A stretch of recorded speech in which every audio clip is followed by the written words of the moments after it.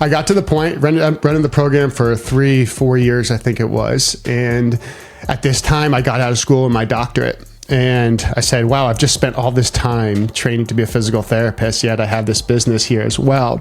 And I had to make the decision, and we're trying to heal these people. And if you just do that to a human being by itself, they're already going to feel a little bit worse. It ended up taking off, generating millions and millions of views, getting a ton of really cool feedback. That was in my notes that you had developed. What is that then? Is that anything you're involved in? No. How do I get more likes? How do I go viral? How do I do all those things like that? Well, one of the things I'd like to start with is origin stories, because a lot of young entrepreneurs always wonder, how do you actually get started? What is there a secret sauce? What's the code? Can you unlock it for me?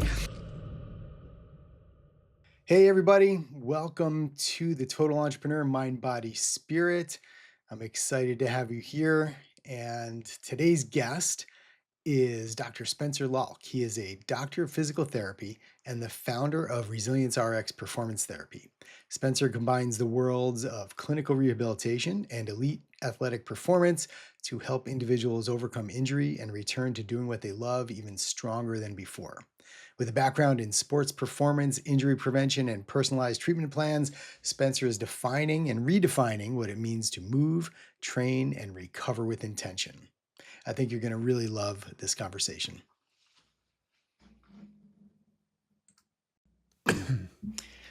Spencer, welcome to the show. Really great to have you here. Thanks for having me.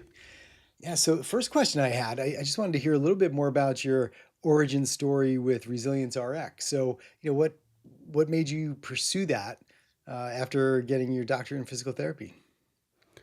So I do want to take a second and pause for a second here. So Resilience RX, that's not something that I've developed. Oh, gee. Oh my God. All right, hold on, let me stop that. Geez, that was in my notes that you had developed. What is that then? Is that anything you're involved in? No. What the hell? All right, so I've got some notes here that are, all right, I'm gonna have to go back and, so what is the name of your company? So my company is, it's called MedStory. And the whole idea is making sure that we are educating our public at scale, but not only with facts and data, but also through story. And so we work with professionals. There we go. I see it now. Okay, sorry about that. I don't know what Resilience RX is. All right, anyway, see if you heard that, you can just back that up and delete all of that. All right, cool. Sounds good. Great. All right, let's start again. Sure. Spencer, welcome to the podcast. I'm really excited to talk to you. Thanks for having me, John. Well, one of the things I'd like to start with is origin stories, because a lot of young entrepreneurs always wonder, how do you actually get started? What is there a secret sauce? What's the code? Can you unlock it for me? And you and I have similar backgrounds in that you're a physical therapist. I'm a speech and language pathologist. We both created businesses from a clinical background. So yeah, I'd love to hear your story.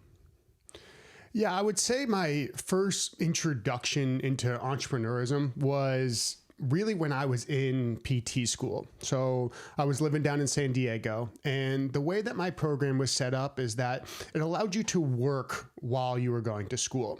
So it was actually a 4-year program. Mm-hmm. And so of course I moved out to San Diego. I was actually living in a hostel with 4 other people in a single room at that time, going to school and then looking for work.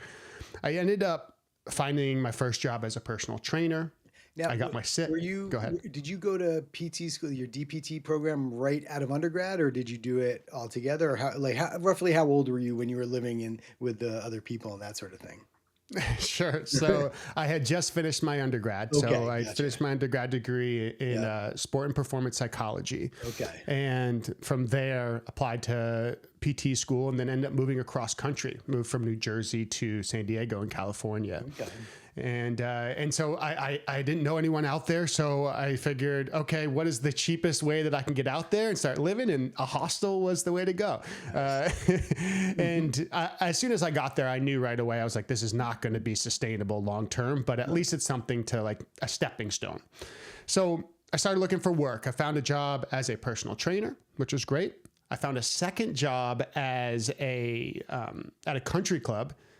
And then I ended up finding a third job as a soccer coach. So I'm navigating 3 jobs and then going and getting my doctorate. And when you're young and dumb, these things can make sense. And the soccer program had just started out. It was just a small Montessori school. And I was working with the dad, and he was working full time running his own business. And we ended up sitting down and having a conversation. And he said, do you want to take this thing over? Do you want to see, kind of run the program? And at the time I was like, yeah, that seems like a really cool idea. I would love to take it over. At this time, it was just a group of 10 kids. We'd just see them after school, play with them on the weekends, pretty standard soccer program. And so once he handed it over to me, I started thinking, okay, number one, what am I passionate about? Number two, what could we do to make this thing grow so it's actually unique and parents are like, yeah, I want my kids to be part of that experience. And for me, I said, we can use soccer as a vehicle to do two things. Number one, teach these kids to give back. And number two, teach them financial literacy. And so what we did is we ended up founding this company, ended up being a nonprofit called the Soccer Unity Project. And the whole premise was using the most popular sport in the world as a vehicle to build the foundational skill set for these kids. So for example, what we would do is on the weekends, we do standard games, but then we do a game at the beach where we do a beach soccer game, then have the kids clean up the beach after, or take them to a skilled nursing facility, play in front of the old folks and have them interact with them. So that was the community service component to it. And then we had the financial literacy. Now you can teach a kid the basics, the foundation of it, but it's not as good as experiential learning, right? So what we did is we almost used the lemonade stand approach where pretty much we would have the parents donate a case of water. And then so we'd go to the third grader and say, okay, let's figure out how much one water bottle cost us, because the parent would also give us a receipt. And then from there we'd say, okay, well, how much do you have to sell it for to make a profit? And it was that simple practice. They're sold granola bars, fruit snacks, very small profit margins, but they got the idea of saying, okay, I have to sell it for more than I bought it in order to make money. And it ended up taking off. It was so cool because this idea started to grow a community around it to the point where we actually got to the point where we served over 1,000 people. So I ended up having to learn to say, okay, I need to hire coaches because I don't have the time to do all this stuff. I need to learn how to do payroll. I filed for my 501c3, which is the nonprofit status. And throughout this experience, it was like, let's just go for it. I'm enjoying it. I'm seeing the community grow, and it really opened my eyes to the idea of what's it like to be an entrepreneur.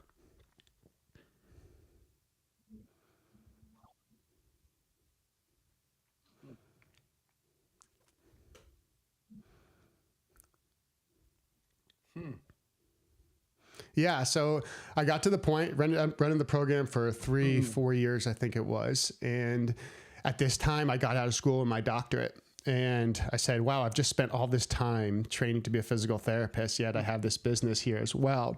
And I had to make the decision. And honestly, I got to the point where I said, you know what? I love the work that I'm doing with the Soccer Unity Project, but I got to be realistic now, understanding what it's like to run a business. If you're not aware, if you are running a nonprofit, say if you grow that thing to be massive, you never can sell it. It's not something that you can sell and actually achieve true financial freedom. And I figured, you know what?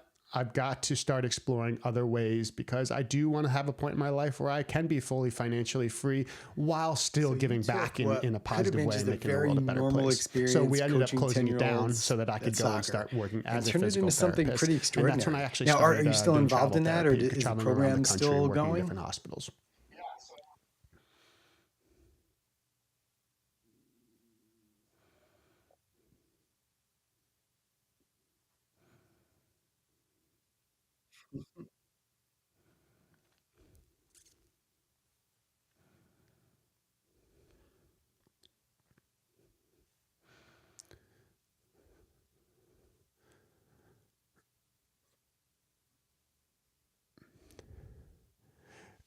And I think one thing also that I really was keeping in mind is that a lot of nonprofits rely on grants.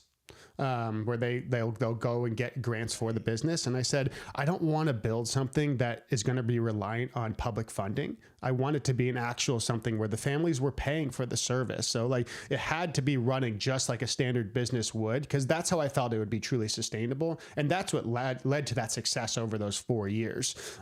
So it's those skill sets that kind of opened my eyes to saying, okay, this is how it's done. How can I apply the skill set to things that we'll starting a probably talk about nonprofit as and well understanding what your end game is, right? Because I think a lot of people don't understand that. Yeah, you can start the nonprofit and you can pay yourself a reasonable market rate salary as the director of it, but you're not the owner. You can't take distributions and that sort of thing. So I think that's a really important, it's an important point to make for people who are considering that. Really great work, but yeah, you're not going to create wealth like you would as an entrepreneur. Yeah. You know, I'm going to be honest. That is where things caught up to me, because I was young and I had youth on my side. I was in my low 20s. And so my metabolism was still high. However, I was so busy that I didn't have time to cook, and I was living off of burritos, to be honest. And I ended up getting to the point where I was working so much with the business and then PT school, I actually became the heaviest I ever was in my life. I got over to 200 pounds. I want to back up a little bit to the chaos of your life while you were a student. I said, you know, this is like pretty ironic. I'm going to school and learning how to teach people how to recover and be healthy. And I remember similarly, I just seemed to take on so much when I was young, point in my grad life. School or getting my doctorate and starting a company. I had to make a decision. I was like, you know what? If I want to be able to do this truly long term, performing, or were you just young enough where it didn't matter? You can live with a bunch of sins. Unfortunately, it was me making the choice to say, okay, I need to create some free time. And it was after we closed down the nonprofit and I was able to just focus on my career as a physical therapist at that time that I got back into cooking and exercising consistently and just really taking care of my body.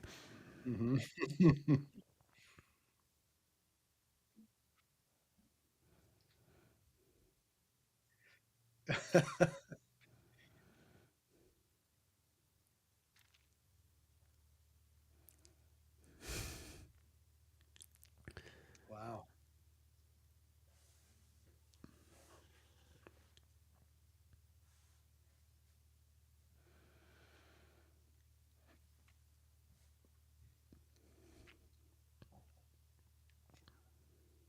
Mm.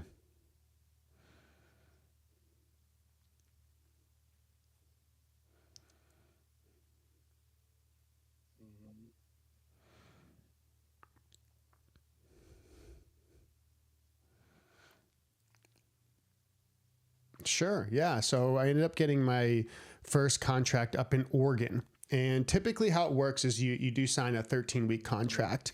I think it's I ended up one of moving those all my things stuff. that I ended up we selling sacrifice pretty when much we're busy, 90% of especially when everything I we're young, owned, like so you that said, everything I owned can you've then got fit in my this, car. time which is on your by side. You got itself some was one of the most resilience, freeing and experiences you don't realize of my it life. until you look in the mirror one day. Because I and felt, you're I was like, "What if this happened to car me?" were to be Right? stolen or to go off the cliff and I were to lose I it, can relate to I that. would And be I okay. think it's good. Like it's not that big of a It's deal. good There's information so for many people things in that are that more stage of important in my life life. who are still And students. that alone maybe was student really a founders. I work with a lot of young student entrepreneurs, and saying, okay, and their lives are I'm free chaotic to do and what they're I hectic. want. And I think the And so I message ended up to moving take up to care of Oregon, yourself Oregon is an coast, important a place one. called Astoria. So if anyone's seen the So Goonies, let's where fast the forward Goonies to was your filmed. life as a traveling And, therapist. I was was tempted there to do that when I first got for out. I 8 never weeks. did it. Then I got a call. So yeah, what was that saying like, that and they how just did hired a you, full-time therapist stay and they were healthy? letting I me mean, because go. I'd imagine you're So I just 13 weeks at a upended time. my The life, assignments moved were there. or something. It was But only yeah, 2 tell months us later about where I that. had to move around. And that is the reality of travel therapy. If you are going to do that, you have to understand that there are going to be times where the company is going to hire a full-time worker and you're going to be replaced. You're their most expensive worker. So it makes sense for them from a business perspective. So I never took it personally. But this was the beginning of a journey for me that allowed me to go and experience a healthcare system across the country. I got to go work in Maui for 2 years. I moved out to Vail, Colorado. I worked at the hospital at the bottom of the mountain there. And that's a pretty funny story in itself of how I got there. And, out in Monterey, California, back in New Jersey. So there was all these things. And what I was finding, I was like, wow, this is unique, seeing all the differences in the way that people perform medicine, but at the same time, the similarities as well. And throughout these experiences, I started to see a common trend and the challenges and the reality of how broken our healthcare system is. And I figured I wanted to do something to help fix that.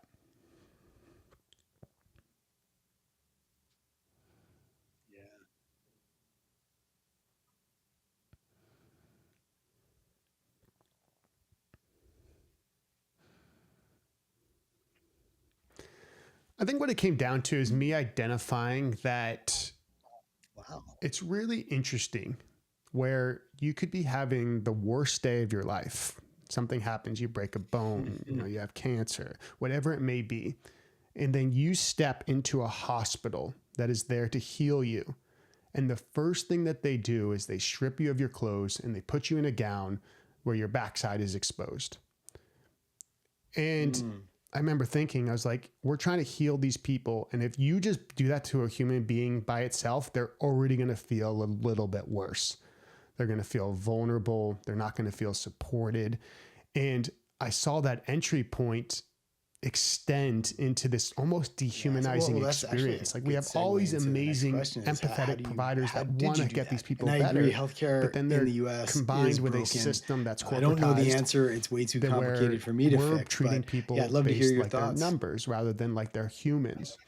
And this end up leading to a huge disconnect to these patients going into these systems, having an overwhelming amount of information given to them that they truly didn't understand, not having the amount of time that they truly needed with their providers to ask the right questions, and ultimately end up making really bad decisions for themselves and their health.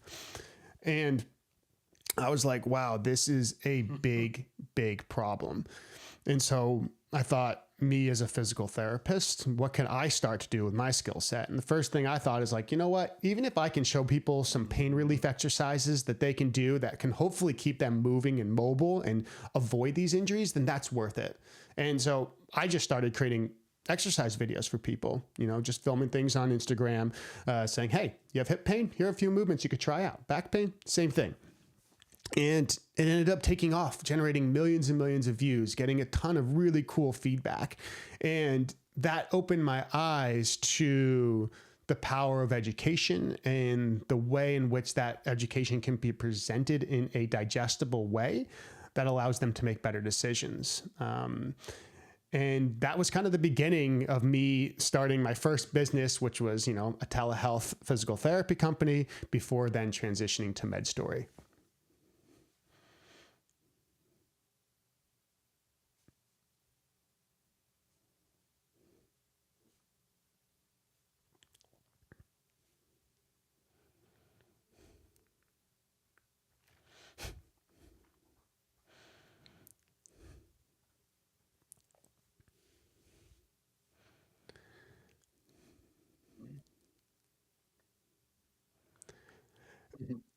Yeah. And then you think about ways of like, how do I scale my time? And so what I did is I was able to do is like, okay, I use this very foundational set of exercises for a lot of people that helps majority of people.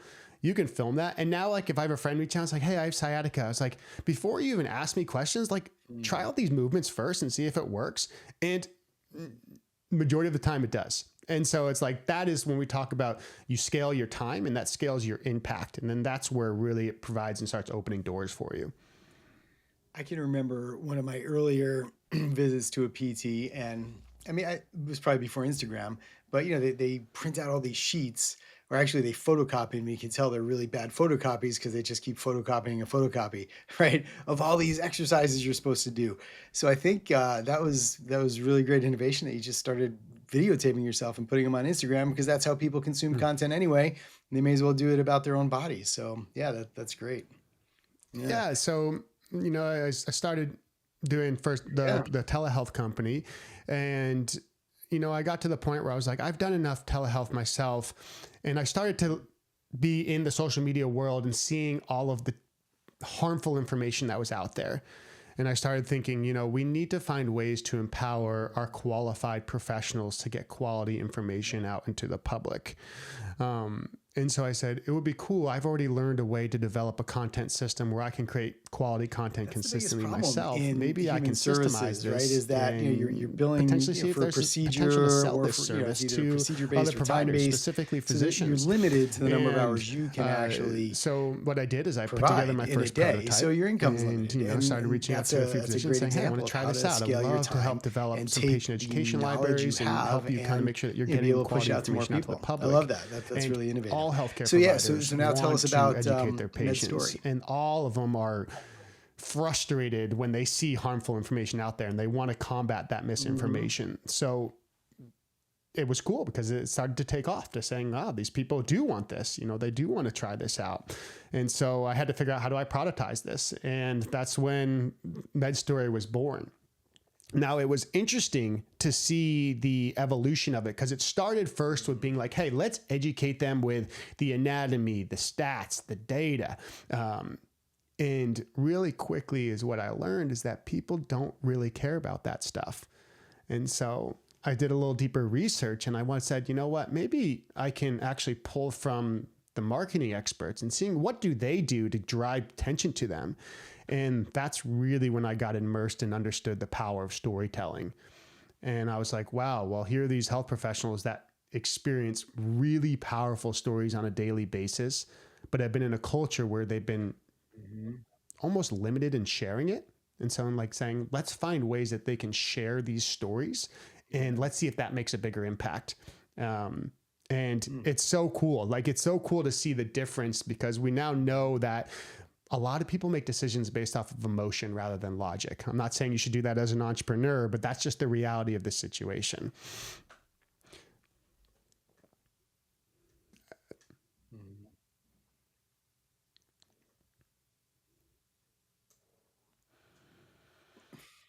Right.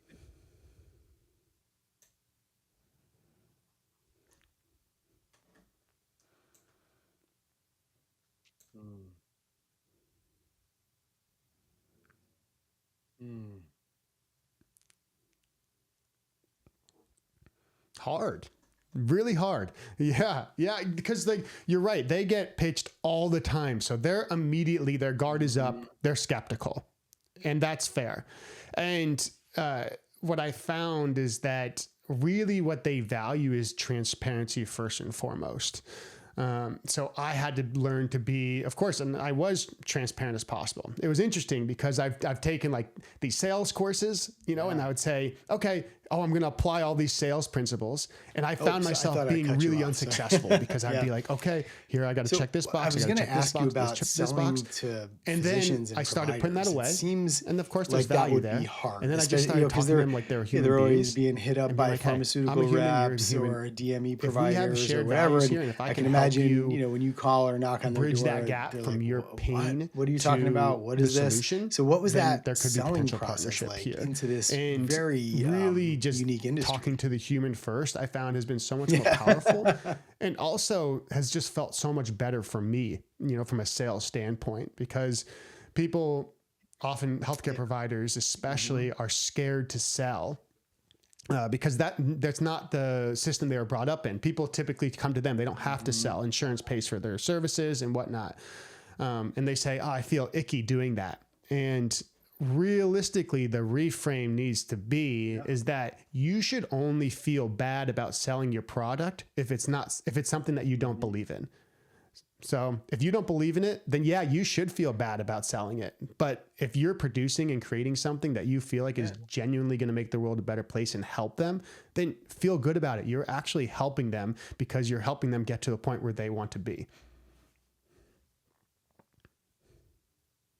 Mm-hmm.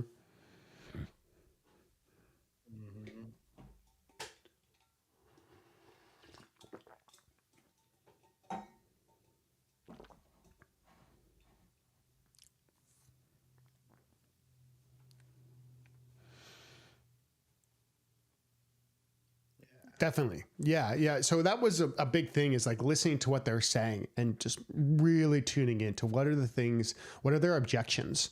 So for providers specifically, they want to make sure it's transparent, but also the biggest limiting factor is their time. So you need to help them understand that this system, yes, there is going to be some time investment into it. However, you're going to be able to produce and educate at such a bigger scale than if you were to try to do this all on your own.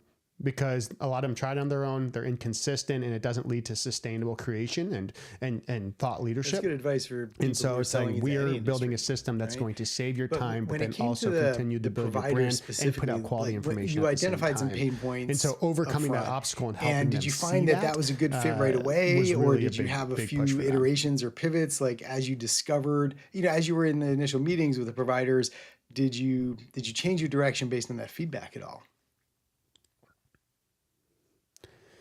It's been really interesting because now I've talked to hundreds and hundreds of physicians, and this is scary, but it is the truth, because what's happening is that we're seeing a squeeze. As we know that insurance reimbursement has continued to decline while the demand for care has increased. Our healthcare system is getting corporatized, and private companies are coming in. And so their number one priority is profit margin. And so what that has done is that means that these providers they have to see more people in the same amount of time, which decreases quality of care. In addition, they have increased administrative burden, with pre-authorizations, dealing with insurance. And ultimately, it's been the perfect recipe for burnout. And so what this has done is it's started to drive these providers that some of them were a little bit reticent and start to think of, the what thought would leadership life look thing, like putting themselves out there, or were they open to it? Maybe good timing for me is that they start to understand is that thought leadership is the beginning to provide opportunity for them, whether it be to open up concierge practice, run courses, have a membership, so many different options you can go with. But when it comes down to it, really first and foremost starts with getting your name out there. And so that was actually pretty helpful. So yeah, it's an interesting time right now to see this transition, and there's a lot of unknowns, but transformation is happening and innovation is happening, and it's going to be a bumpy road, but it has to happen for things to get better. Yeah.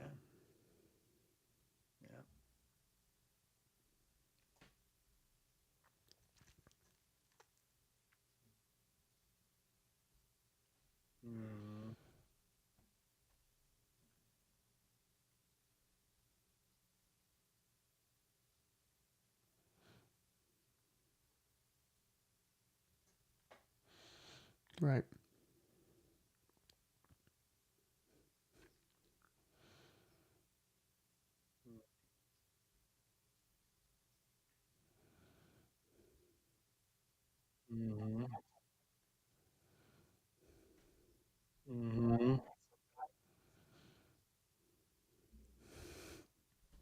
Absolutely.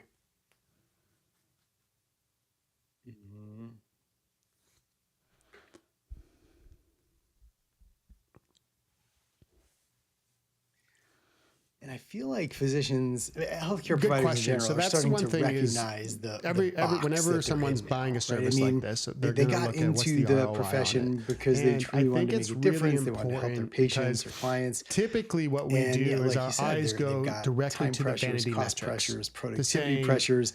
I think how do I get more likes? How do I go viral in the US? How do I do all those things like that? And or something like that. I mean, that's what we need to understand is that I understand virality a consumer is population that is sort of abdicating their responsibility. I've gone viral myself. I've had videos that have millions of views. Doesn't have enough time to really dig in and deal with it. So it is. But that's exactly what it is. Situation, it is a slot machine. I agree that it's sure there is a recipe that we can use to increase the chances and disruption of it, but for sure. When it comes down to it, you need to focus on building is there the like machine a case, that's going to allow you to do this case or a case study of like you start with and physician then X, making sure who, that is machine here, aligns and over a with certain amount of time whatever they your grow to business there. or Like what does that professional look goals are. like when they start working? You'd rather have a small audience that actually cares about the things that you want to offer rather than an incredibly large audience that has a diverse interest set and not actually going to become buyers. And that's where the creator needs to meet the entrepreneur. And it's interesting because I've now talked to so many different creators. Many of them have very big followings, and you would be very surprised to learn how few of them actually have a business strategy behind it that doesn't rely strictly on views. And if you have a business that relies strictly on views, you once again are going to be handcuffed to the algorithm. And that's where we say, okay, let's focus on maybe more important metrics. Like, how do we grow your email list? How do we start setting up discovery calls for you? How do we put them into a sales pipeline that actually is going to grow your business rather than just be strictly vanity?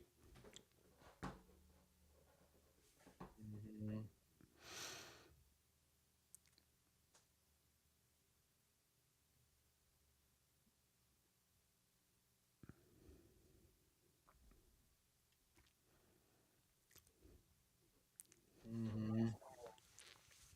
Yeah, exactly. Mm-hmm.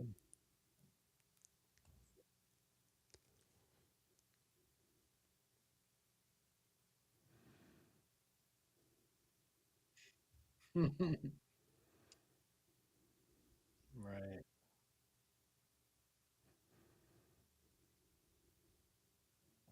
Mm-hmm.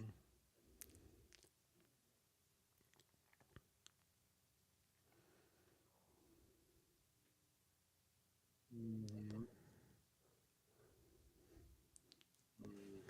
Yeah, I think that Yeah, that's so it's really important. hard when And I someone think, is yeah, hyper people get focused tied into up or something wrapped up to in the get them vanity away from their metrics and computer. they lose And sight over what they're I really have been trying to guilty of that do. myself. And There's then the no one likes and the more highly shares and trained the than me subscriptions of or the importance downloads or of whatever mobility. become the And yet there thing. have been days where I But sit at that's this not computer what's for paying their 8 hours bills straight. or generating income or You know, wealth. and so like That's a I really want important to, I say this distinction. because I am human. Yeah. And so when I make these Yeah. recommendations, So I want to kind of give turn our yourself attention grace, now to your right? expertise as a PT. And so when it I comes was down was to it interested is in that your thoughts you on need to add the movement founder into your entrepreneur's workflow. life, right? And Something as if you simple have any as recommendations or thoughts, or a if you standing desk. I have see a standing red desk right flags, now right? Like that I they're threw up my sitting old all desk. I was day like, I'm getting coding that or one at a in. computer, they're Second, drinking when I take Soylent for calls their now, I meals, pop or in my I mean, you know AirPods and I the walk startup while I grind, talk, right? right? So Somewhere I can as get a some movement in DPT, while I do are there it. things that And you it's wish they interesting. People knew don't or wish they realize the would value of do, this. or any kind of advice you have for But people it's in that actually going stage to of provide life? some clarity in your thought and open up some space in your brain to continue to be productive and creative to drive innovation in your business. And so when we think about it, it really comes down to movement, how you feel your body, which we're all aware of, but then something unexpected. And I actually had a really good conversation with a neuroscientist yesterday about this, is the importance of socialization. Because we can sit at our computer all day long. And yes, we can have digital conversations like this, which are absolutely good for us. But what the research is showing is that we often underestimate the value of socializing and having in-person interactions and what that can do for us. And I found that to be really interesting and something that I'm trying to incorporate into my life, because there's been times where friends have been like, hey, you want to hang out? It's like, no, I want to work on my business. And then I'm sitting there not actually being productive because my battery's just fully drained. And so it's saying, okay, let's get out. Let's go interact with these people, and understanding that that's actually going to return and allow me to continue to grow the business.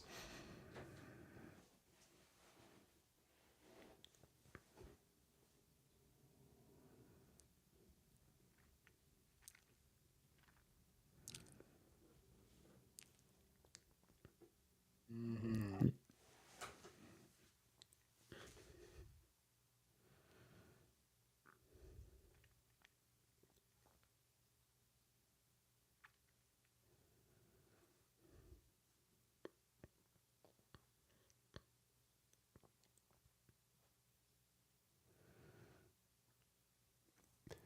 For sure. And I think like if someone like is interested in the science, this is comes from evolutionary like perspective, is that back in the hunter gatherers days, you actually were rewarded for being social. Because if you were isolating yourself, you would have less likely to survive. And so it developed this evolutionary feedback where now, short term, if you're isolated, your body actually releases cortisol, we start which businesses is the stress so hormone. we have And more this is time good in freedom, short term location effects. freedom, financial freedom, and But we can what do happens things is like that hang if you out with our continue friends. to keep yourself But then when an isolated, opportunity is then right in you front of start us, having that we don't take prolonged advantage exposure, of it. and that's that chronic So I think stress, that chronic it's release of important the when you're in cortisol that startup actually is mode going to and you're a suppress founder. your autoimmune Yeah, to really system. understand why you're doing it in the first place. It's going to and impact your that socialization metabolism is and key. so I mean, many if different you're things familiar with blue zones that you in the don't world, realize that you're doing a lot of harm just by sitting at your computer one and of the working. So things yes, I that's understand you really want to build important to something for the longevity future, but you is a also social want to have a life fabric, that has social some network. quality So to it yeah, in I the think long you're run right as on well. with that.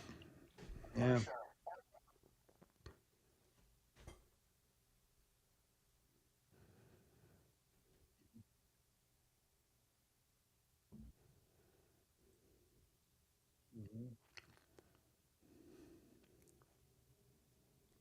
Yeah.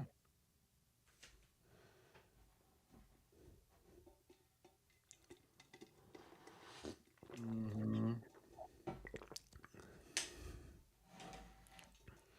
Yeah, totally.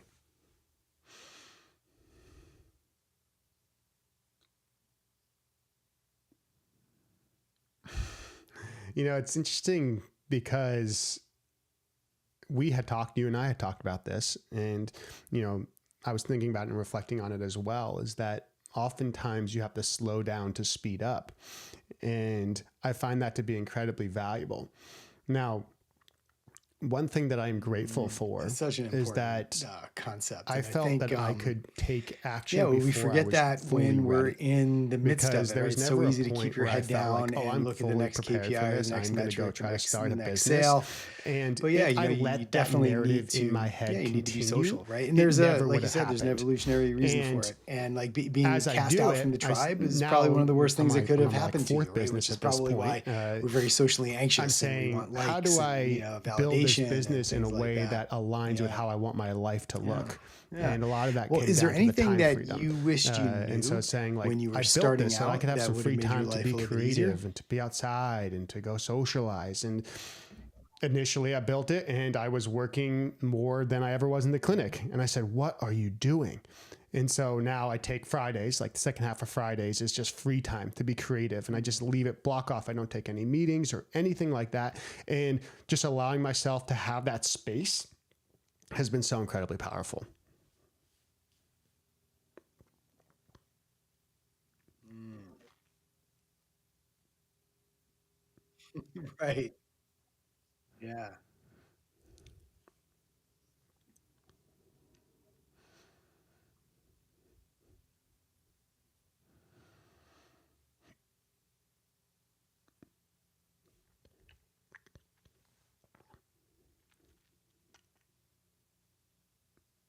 Yeah. So I actually recently had a really good conversation with this cardiologist, and he said something that really struck me: is that when we're sitting in those settings where we feel like we're trapped, he's like, oftentimes we're sitting in a prison cell and we're looking through the window, looking up at the sky, but all we need to do is turn around and realize that the door's already open. And if you just turn around and take a look and be like, oh, you Recognize know that what? There and did is it the for sure. opportunity to go and And try I love something that, new. And you it's recognize not that as you're hard never as going to you be fully think, at ready. least the first And steps. I remember when I first Then started, go and do when I it. started You my don't want first to business, be at the end of your life and be I like, wow, was I wish stuck I on would have that, tried right? I that was like, out. oh, I need another partner. I need somebody to help me. I'm not quite ready yet. I got to learn this. I got to do that. And it wasn't until I just had to. I hated my job so much that Sure. I had to So you leave, can and go I just to went for it. Instagram. So It's at that's a Lalk great point. Health, You're never going to be LALK perfectly Health. ready. You just got to be ready enough and But go also for it. we just Yeah. launched the first season of our podcast, the Med Story podcast. Season 2, I'm really excited about, which John is going to be part of as a guest, which you will see is that we are then transforming it from just interview style, where we're going into the narrative storytelling style. And this is once again me doubling down on storytelling and how important it is. And the idea is hopefully we can make it even more engaging so that people can learn from great minds like John, and hopefully it makes some impact in their life. So it's called the Med Story Podcast. Season 2 will be launching at the end of August, and we're really excited about it and would love your feedback, right? This is just the beginning.